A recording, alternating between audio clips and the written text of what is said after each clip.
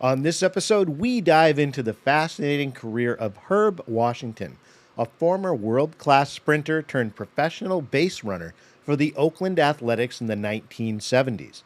Discover how his lightning speed and unique role left its mark on the game, revolutionizing the concept of specialization in Major League Baseball.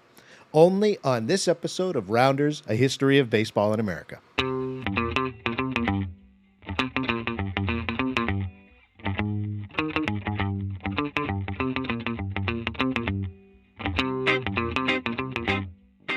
Hello, everybody, and welcome to another week and another episode of Rounders, A History of Baseball in America. I am your host, Jeff Lambert.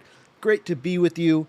Today's focused episode is going to be about Herb Washington, this former world-class sprinter who had a brief stint in Major League Baseball for the Oakland Athletics from 1974 to 1975.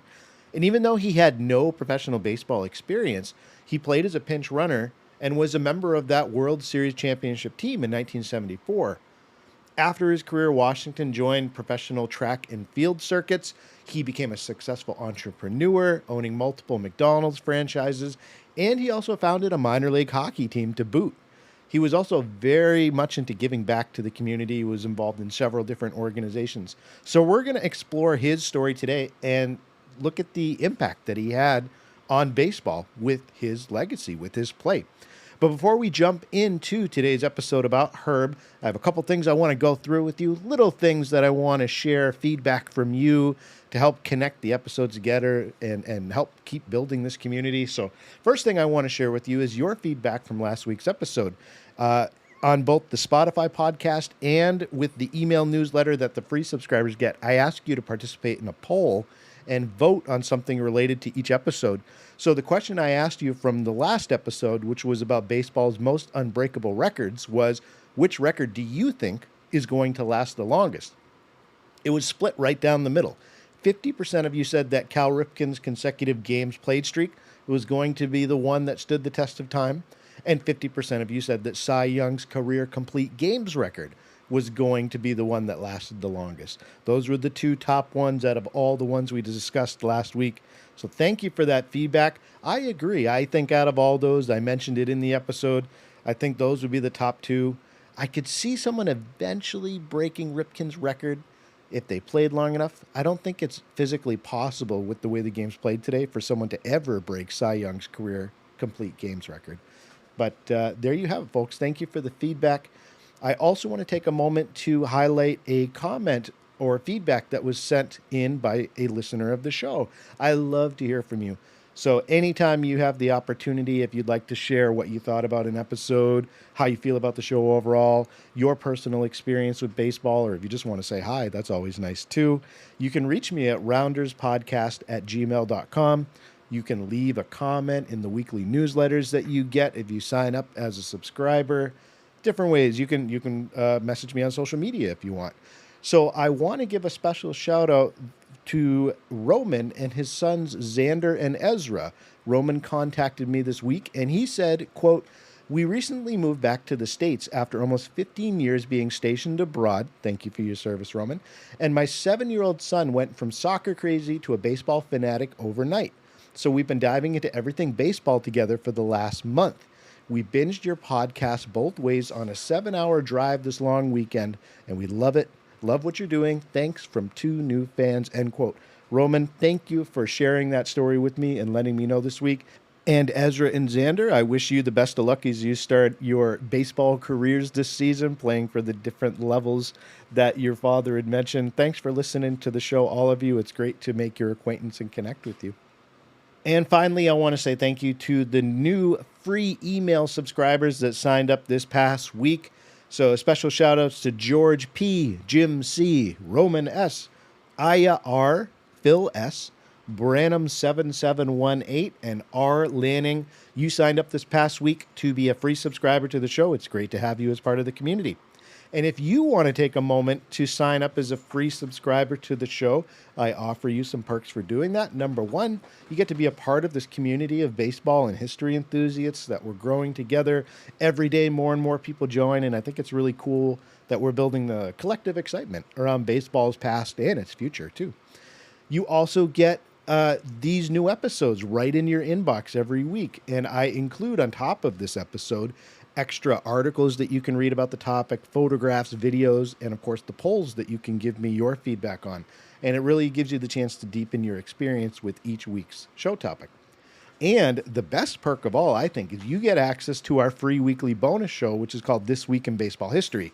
And that's where I take a look at the most significant events that occurred in the past 7 days. Great way for you to keep up with what happened previously. Good water cooler talk, things you can share with other baseball fans. Just a fun little thing that you can add to your week if you're a baseball fan. So all you have to do if you're interested is go to rounders.substack.com. That's rounders.substack.com to sign up, and that's it. So without further ado, let's get to today's topic, Herb Washington, professional base runner.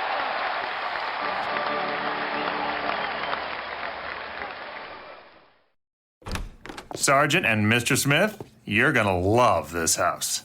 Bunk beds in a closet? There's no field manual for finding the right home. But when you do, USAA Homeowners Insurance can help protect it the right way. Restrictions apply. As with most of the biographies that we look at on this show, we start off with a glimpse into the early life and background of the people we're talking about. So, Herbert Lee Washington, the full name of this individual, was born on November 16th, 1951 in Belzoni, Mississippi. Now, Herb's family moved north to Flint, Michigan when he was a baby, and his parents did that because they were looking for steady work, and his father got a job in the automobile industry in that area. Flint, Michigan, of course. I mean, that was the automotive capital of the world during the 1950s. So that's where they made their home. Now, Washington attended Flint Northern High School up until the 10th grade. And that's when he discovered that he wanted to live outside of the school's boundaries. So he ended up losing a semester of athletic eligibility because he wanted to just do other things. He wanted to work. He wanted to explore his athletic career. He ended up transferring to Flint Central High School to finish his high school career a couple years later. And it was there he discovered a real passion for running track and field. So he ran the 100-yard dash at his new school in just 9.4 seconds. And this obviously attracted numerous college scholarship offers.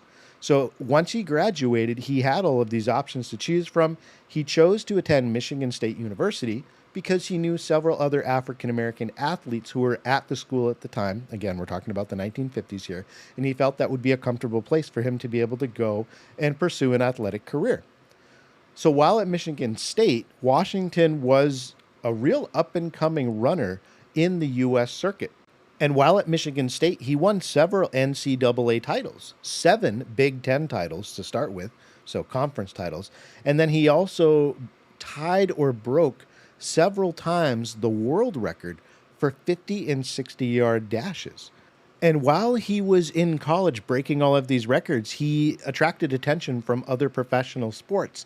And at the age of 21 in 1972, he was drafted in the 13th round of the NFL draft by the Baltimore Colts. He had initially declared his eligibility just to see because he had a passion for football. But after being drafted, he decided that he didn't want to go play football. And he informed the team that he was committed to going back and playing at the Big Ten conference meet that Michigan State was a part of. And in addition to that, he also made the decision that he wanted to try to make the U.S. Olympic track team for the 1972 Summer Olympics. So he decided not to play in the NFL. He had the opportunity to, and he focused on his track and field career. So fast forward to 2 years later, he's 23. He was not able to make the cut for the U.S. Olympic track team, and he was out of college, and he started looking for opportunities again. And football made its way back into his mind. And he was offered a position on a new team for a new league that had been established in the United States called the World Football League. And they had a local franchise in Detroit. They were called the Detroit Wheels. And they were offering Washington good money to go be a wide receiver for them. So that looked like what Herb was going to do. He was going to get back into football, and he was going to make some money doing this. But before committing and signing a contract with the Detroit Wheels, he got a phone call that he was not expecting at all. And it was from Major League Baseball's Oakland Athletics. So Before we go further into what happened with Herb Washington and the Oakland Athletics, let's just stop and talk about the Athletics as a franchise during this time. So there was a guy named Charles O. Finley. He's going to get his own episode at some point. He was the owner of the Athletics for a long time. He owned the club from 1960 to 1980. As a matter of fact, he bought the Athletics when they were located in Kansas City, and he moved them to Oakland in 1968. And he was always looking for a way to market his team, to get people in the stands, but to also give them a competitive edge. And one of his favorite strategies for doing this was to add specialists to the Athletics roster. And he looked for players who excelled in one or two specific areas. So he was known to bring on players who were really good at bunting. He looked at players who were really good at fielding. And of course, he would look for players who were really good at, you guessed it, base running. And he would deploy these guys in situational strategies. And from 1967 to 1978, there were 6 different, quote, specialists that played for the A's. So this was a strategy that was uniquely for the Athletics during this time. And Herb Washington fit really well into this mold of them bringing people on who could really excel in a specific area. Now, Oakland had already a big name specialist on their team before the 1974 season. He went by the name of Alan Lewis, and Alan Lewis was a big media favorite during this time. He was dubbed the Panamanian Express by the media, mainly because his specialty on the team was stealing bases, and he was Panamanian, so that's how he got the nickname, right? I guess it wasn't too creative, but that's what they came down with. So he was the team's resident pinch runner. He could also field very well, but he was the guy that they brought in as a pinch runner in certain situations from 1967 to 1973. And for the course of his career, he batted .207. He had 1 home run and 44 stolen bases in 156 games. But at the end of the 1973 season, Finley decided that Allen was just not producing at the level that he felt they needed their specialist to perform at. So Allen was designated for assignment to the team's AAA club, and he would never play in professional baseball again. That was it for him. So that opened up a slot for the 1974 season, hence the reason why Herb Washington got a call. So Finley needed a guy who was fast, and he wanted a guy who was so fast that he could be relied on to add an extra base, to tag up and score even on shallow pop flies, and to steal bases like there were no tomorrow. So let's go back to Herb Washington. Herb gets a call in February of 1974 from Charles Finley, and he didn't know what to make of it. He wasn't expecting this call at all. And he recounted it in an interview. This is what he had to say when he got it. Quote, "When I got the message, I thought it was a joke. Then I got paged. And Charles said, 'Herbie, I want you to play baseball and just be a pinch runner.' I said, 'Mr. Finley, I'm going to need a no-cut contract. I know sometimes you just get rid of people.' Finley said, 'A no-cut contract? The only players who have those are Vita Blue, Catfish Hunter, and Reggie Jackson. Are you telling me you're in the same league as those guys?' I said, 'No, but none of those guys can outrun me,'" end quote. You gotta love the confidence, right? So he and Finley negotiated for days, and they eventually worked out a 1-year, $45,000 contract with a $20,000 signing bonus. And on top of that, there was a very interesting clause in his contract, and that was that Washington needed to grow facial hair before the beginning of the season. I looked everywhere to figure out why this was in the contract, and I couldn't find out why. But I did find that Washington had particular trouble growing any sort of facial hair. So he actually had to use an eyebrow pencil to simulate full facial hair when he showed up for spring training that season, just to show that he fulfilled the details of his contract. So if you know why he was required to have a beard, let me know, because I could not find that detail anywhere. And I'm very curious as to why, if it was like a reversed New York Yankees facial hair policy or something like that. And Finley was really excited about signing Washington. He immediately went to the press, gave interviews, and he actually said in a newspaper interview, quote, "I feel Washington will be personally responsible for winning 10 games this year," end quote. So despite Oakland's history of having specialists on the roster, Herb didn't really receive a warm reception from his teammates. And there's some examples of that. So, for instance, Sal Bando, who was the team captain, immediately nicknamed him Finley's Folly whenever he was asked by the media about him, in sort of a mocking gesture, right? There was also a prank that was played on Herb when he joined the team where a new bat and glove magically showed up in his locker, and the excuse was given was that you're never going to use these, but we want you to fit in with the rest of us. Now, I think the problem that some of the players might have had with Herb Washington was that the specialists before Herb had mostly logged appearances at the plate or they played in the field. They were multi-talented specialists. So great, you can steal bases, but you can also field really well, or you can field really well, or you can bunt really well, but you can also, do X, play second really well. So there was kind of a multi-function expectation of these previous specialists. But here you have Herb Washington, no professional baseball experience. He's there for one reason only, and that's purely for base running. And the team owner, Finley, specifically stated that.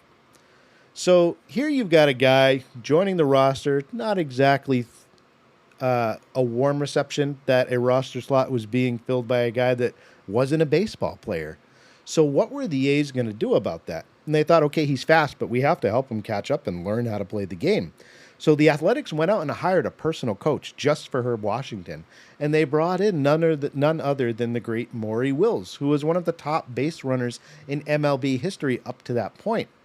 So Maury Wills and Herb Washington spent countless hours together during spring training and early on in the season working on his base running skills. And Maury taught him how to run the base paths, when to go full tilt with that track star speed, when to turn on the bases, how to do that properly, and learning how to slide. Washington had to learn all these little nuances, and Maury Wills was the guy to help him do that. So Herb Washington's ready. The 1974 season has arrived. His personal coach has prepared him as best he can to be the difference maker in situations where they needed a base runner. How did it go? Let's just take a quick break to keep the lights on, and we'll be back with the rest of Herb's story right after this.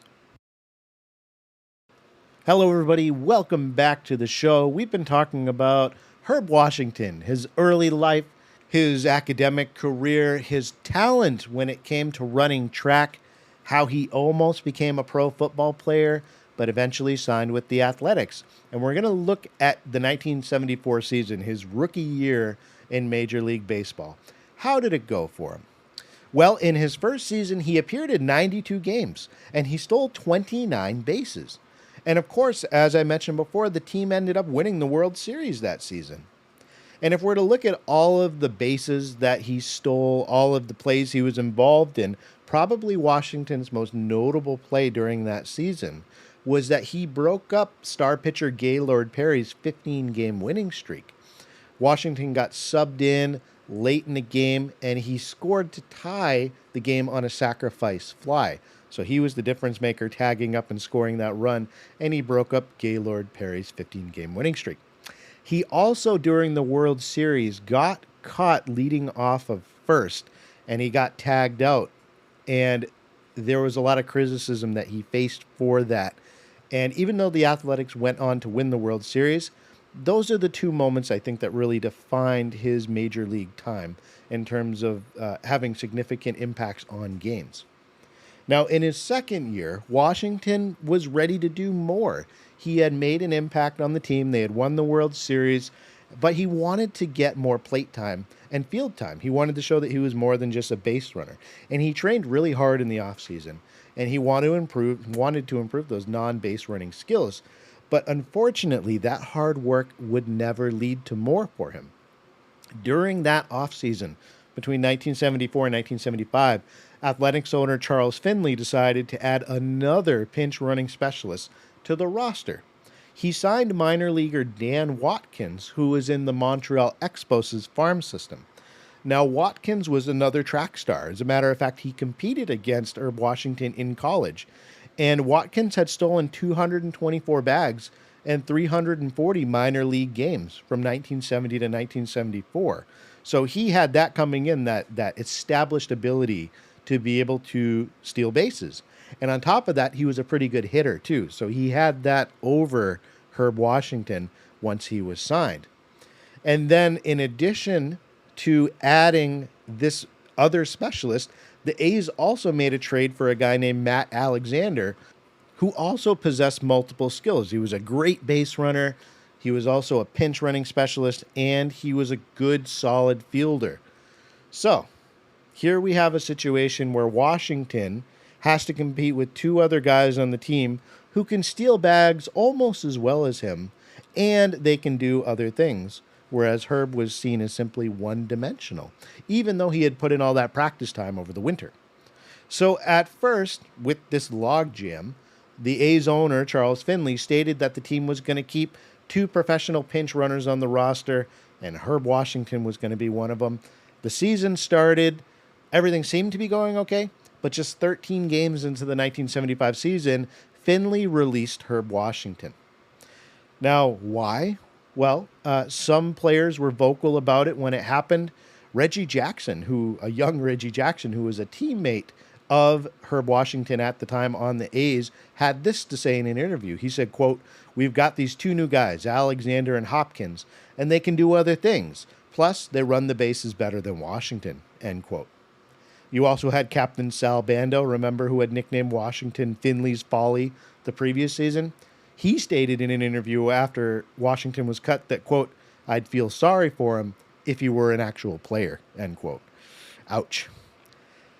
Owner Charles Finley released a statement after Washington's release, and he said, quote, "We hate to give him up, but we have to because, for one thing, the pennant race is a lot tighter this year. We've got to have pinch runners who can steal bases and also do some other things," end quote. Now, Finley also added in that interview that Washington could return to the team later on in the 1975 season or in 1976, but it was never to be. So when we look back at Herb Washington's career, a little more than a season, he played in 105 MLB games total. He never batted, he never pitched, and he never fielded. He played exclusively as a pinch runner. And again, he stole 31 bases in 48 attempts during his career, and he scored 33 runs during his stretch. So what is Herb Washington's impact on the game?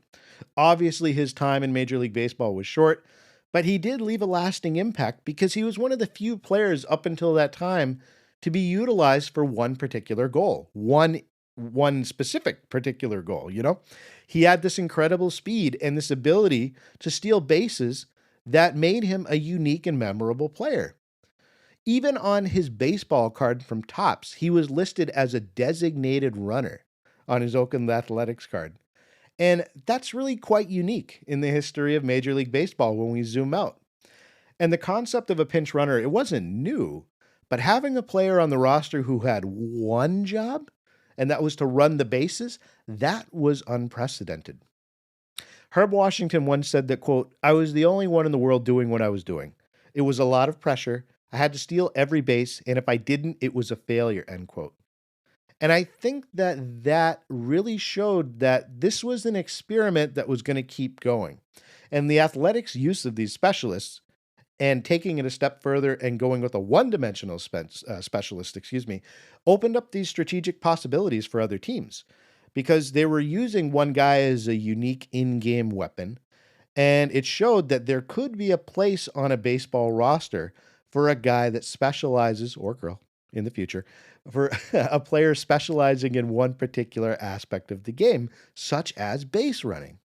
So this was the beginning of a very, I think, significant shift in thinking, because traditionally players were expected to contribute in multiple ways. And it didn't last long, but we look at the landscape of baseball today, especially when it comes to pitching, but also on regular rosters, hitting rosters, we see players who fit the bill of being guys that can come in and do one thing really well. And Herb Washington was the pioneer of that strategy. So what happened to Herb after his baseball career? Well, like I mentioned at the beginning of the episode, he joined the professional track and field circuit. He remained in competition until 1976. And then he made a transition into the business world. He decided to open an inner city McDonald's restaurant in Rochester, New York in 1980. And he founded his own company after having success with that. And by 2009, his company HLW Fast Track Incorporated owned 21 McDonald's franchises in Ohio and Pennsylvania. And that made it the largest McDonald's franchisee owned by an African American at that time. And Washington stayed close to sports after his time ended with the Athletics as well. He founded the Youngstown Steelhounds, which was a minor league hockey franchise, and they played in the CHL, the Central Hockey League, in 2005. But the Steelhounds were actually removed from the CHL in 2008 for non-payment of league dues. So it was short-lived, but we see Washington wanting to get involved with sports during his post-playing days. So even despite that little setback with the sports franchise, he was wildly successful as a businessman after, and he has a reputation of regularly contributing to his community, of giving back to schools in his local area, and he also has held many executive posts on various boards and organizations in his town and regionally. So that brings us, I think, to talking about what's the legacy of Herb Washington. It's uncommon, I think, to see a player used exclusively as a pinch runner in today's game, but that stint in the MLB helped normalize the idea of, like I said, using specialists overall and expanding it beyond just usage by one or two teams. So we have clubs begin to recognize the value of having really fast, agile players who could come off the bench and steal bases and disrupt the opposing team's strategy. And his teammates, even the ones who criticized him on occasion, they never denied the specific skills that he brought to the squad. For example, Reggie Jackson, who I mentioned, had that criticism about him when he was released, he also stated in an interview that, quote, about Herb Washington, quote, he could run, man, and he worked hard at it. He worked hard at learning how to get a lead, how to hold a lead, and how to read pitchers, end quote. It's high praise from one of the greats, Reggie Jackson. You also had Ray Foss, who was another teammate on the Athletics. He said that, quote, Herb was a true professional. He took his job seriously, and he worked hard at it. We were all impressed by his speed and his dedication, end quote. So I think in this way, Herb Washington really helped pave the way for future players who excelled in base stealing and for teams to also place a high value on guys that could do that. Guys that could steal bases, guys that could come in situations and be pinch runners. And that, I think, is the impact that we see that he helped foster that is still seen on the modern game today. So we thank Herb Washington for that interesting story about a guy who got into baseball, wasn't interested in getting into baseball, took the opportunity, worked hard at it, and left his mark on the game. Folks, before we end, I just want to make a quick pitch. If you're able financially, I would encourage you, please, if you can sign up as a premium subscriber, I offer you all of the perks I mentioned at the beginning of the episode. And in addition to that, you also get to see the upcoming episodes list to see, what we're planning and what we're working on for shows down the road. You get to vote and have your feedback read in the episode. So I ask our premium subscribers every week, hey, what do you think about this? And I'll actually feature your comments. You can send me in your responses. And it really, I think, on top of those perks, you're helping me be able to grow this show. And I hope someday to be able to turn this into a full-time thing and expand this into talking about sports history in general with other shows, The sky is the limit, as they say. And you as the premium subs, if you can afford, just $5 a month, it helps me get there. If you can't, I appreciate the support nevertheless of just tuning in and listening to the show, giving me your feedback. That alone means a lot to me. So, folks, until next week, please remember there are only 2 seasons, winter and baseball. See you next time. Rounders, A History of Baseball in America is produced by Jeffrey Lambert. Our research assistant is Cass Silber. A special thanks to our starting 9 supporters, Nathan Halverson and Jack Wilson.